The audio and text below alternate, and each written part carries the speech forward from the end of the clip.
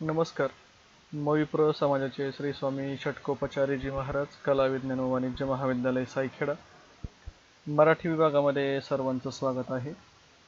आपला वर्ग आहे TYBA म्हणजेच तृतीय वर्ष कला स्पेशल 3. विषयाचं नाव आहे साहित्य विचार. मी प्राध्यापक महेश बनकर सर.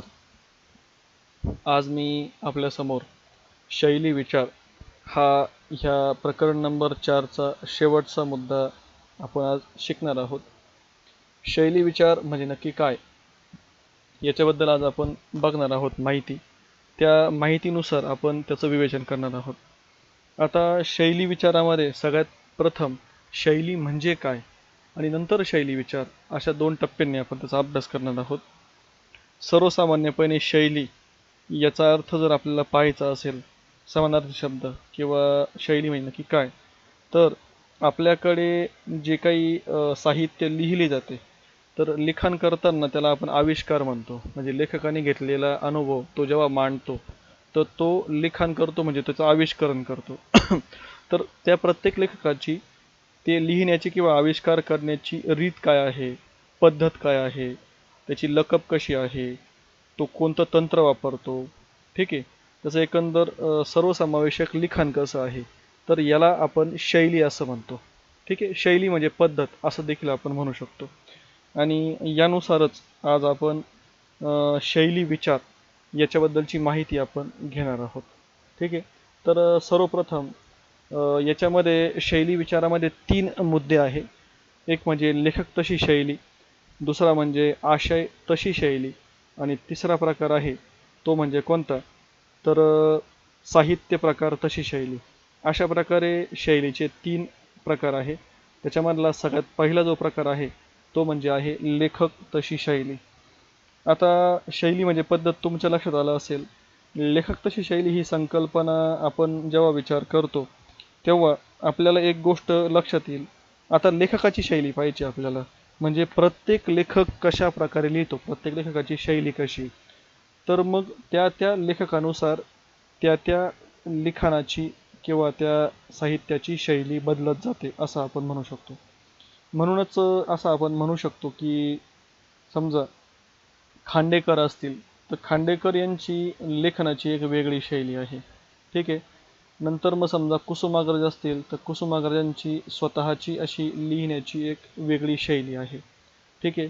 अशाच प्रकारे समजा आपण जुन्या काळापासून तर आत्तापर्यंत कथा, कादंबरी, कविता, नाटक, चरित्र, आत्मचरित्र या सगळ्या प्रकारांमध्ये जे गाजलेले सगळे लेखक असतील, कवी असतील, तर ह्या प्रत्येक लेखकाची शैली किंवा पद्धत ही वेगळी आहे आणि त्यानुसार ते साहित्य बदलत जातं. हे आपल्याला महत्त्वाचा मुद्दा आहे. प्रत्येक लेखक हे एक स्वतंत्र व्यक्तिमत्व आहे. या व्यक्तिमत्वाचं मन देखील वेगळं आहे.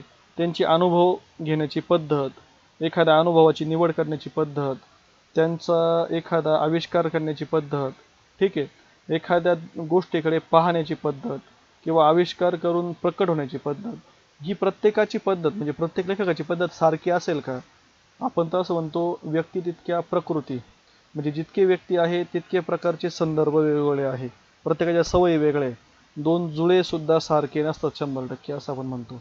म्हणून जेवढे लेखक आहेत मुलांनो, त्या प्रत्येक लेखकाची लिहिण्याची, अनुभव घेण्याची, मांडणी करण्याची पद्धत वेगळी आहे आणि त्याचंच प्रतिबिंब मग साहित्यात उमटतं.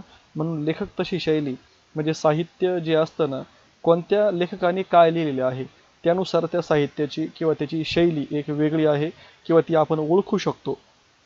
हा एक संदर्भ मला तुम्हाला इथं सांगायचा आहे. आणि म्हणून लेखक तशी शैली ही संकल्पना इथं महत्त्वाची ठरते साहित्य विचारामध्ये. ठीक आहे. आता आपण जर दुसरा मुद्दा आपल्याला बघायचा असेल तर तो म्हणजे आशय तशी शैली. आता ठीक आहे, लेखकानुसार शैली बदलते, पण आशयानुसार शैली बदलते का? तर हो, आशय बदलला तरी शैली बदलते. म्हणजे उदाहरणार्थ आता सध्या लेखक जरी एकच असेल, ठीक आहे, आणि आशय बदलत गेला किंवा समजा एकाच समजा लेखकाने समजा एखाद्या गोष्टीवर लिहायचं ठरवलं, ठीक आहे, आणि दुसऱ्या लेखकाने काहीतरी लिहायचं ठरवलं, तर पहिल्या ठिकाणी आपण पाहिल्याप्रमाणे लेखक तशी शैली बदलत जाईल, पण आशय तशी शैली. मग जर आशय बदलत गेला तर शैलीसुद्धा 100% बदलत जाणार. आशय म्हणजे काय? एखाद्या कलाकृतीचा विषय काय आहे, कशावर नक्की लिहायचं आहे. म्हणजे लेखक किंवा कवीला जे जे काही तो अनुभव घेतो किंवा सगळे संदर्भ असतात, तर तो ते मांडतो. पण त्याच्यामधला नक्की आशय काय आहे? तर त्या आशयानुसार त्या लेखनाची किंवा त्या साहित्याची शैली बदलते. हे फक्त आपल्याला या ठिकाणी बघायचं आहे. आणि शैलीचा संबंध आशय आणि अभिव्यक्ती याच्याशी जुळून येतो. आशयातील बदलामुळे जसे कलाकृतीचे रूप बदलते, तशी शैली देखील बदलते. तिचे रूप बदलते, तिचा आकार बदलतो. म्हणून शैली बदलली तर साहित्यामध्ये नक्कीच बदल होतो. आणि आशय तशी शैली असा जो एक संदर्भ आहे, तो साहित्य विचारामध्ये इथं महत्त्वाचा ठरतो. म्हणजे एखाद्या लेखकाच्या भिन्न कृतीमध्ये भिन्न शैलीचे दर्शन घडते, तर ते याचमुळे घडते. कशामुळे? तर आशयामुळे घडते. म्हणजे आशय बदलत गेला तर म्हणजे 100% त्या त्या साहित्याचा जो लिखाणाची धाटणी असेल तर ती बदलणार आहे, हे तुम्ही लक्षात घ्या. आणि आता शेवटचा जो प्रकार आहे तिसरा साहित्य प्रकार तशी शैली. जर तुम्ही म्हणाल सर लेखक बदलला तर त्याची शैली बदलते. लेखक एकच असेल आणि आशय बदलत गेला तरी एकाच लेखकाने विविध प्रकारच्या आशयांवरती जर लिखाण केलं तर आशयानुसार साहित्याचा जो रंगरूप आहे ते बदलत जाईल. आता साहित्य प्रकार तशी शैली हा काय नक्की प्रकार आहे? तर त्याच्यामध्ये आपल्याला एक म्हणता येईल, समजा कथा असेल, म्हणजे आपण साहित्याचा प्रकार पाहतोय. कथा हा साहित्याचा प्रकार आहे. दीर्घकथा हा साहित्याचा प्रकार आहे. कादंबरी, लघु कादंबरी, निबंध, लघुनिबंध, ठीक आहे, चरित्र, आत्मचरित्र किंवा मग नाटक आणि कविता, हे सगळे काय आहे तर ते साहित्याचे प्रकार आहे. आता प्रत्येक जो साहित्याचा प्रकार आहे ना, तोच मुळात वेगवेगळा आहे. एका प्रकारापेक्षा दुसरा प्रकार काहीतरी गोष्टींनी वेगळा आहे.